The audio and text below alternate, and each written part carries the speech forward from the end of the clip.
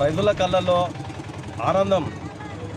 ఎందుకంటే గత ప్రభుత్వం చేసిన దానికంటే ఒకేసారి 7 రోజుల నుండి 9 రోజుల లోపలనే దాదాపు ఇంతవరకు 90% నుండి 100% కంప్లీట్ చేసిన మన ప్రభుత్వం కాంగ్రెస్ పార్టీకి, రేవంత్ రెడ్డి గారికి తెలంగాణ రైతులందరూ రుణపడి ఉంటారు.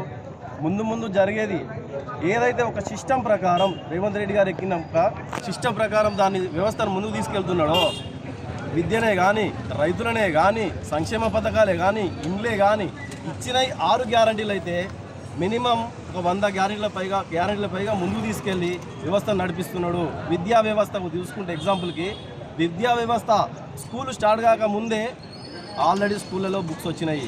అంటే ఎంత అడ్వాన్స్గా విద్యా వ్యవస్థ మీద ప్లాన్ చేసి పెట్టుకున్నాడు. అలాగే రైతులు దున్నడానికంటే ముందే వాళ్ళ డబ్బులు వారి ఖాతాలో జమ చేసి కనీసం వాళ్ళకు ఎరువులకో, విత్తనాలకో, ఏదానికో సంబంధించిన ఖర్చుల కోసం ముందే ఆలోచన కొద్ది ముందుకు తీసుకెళ్ళను.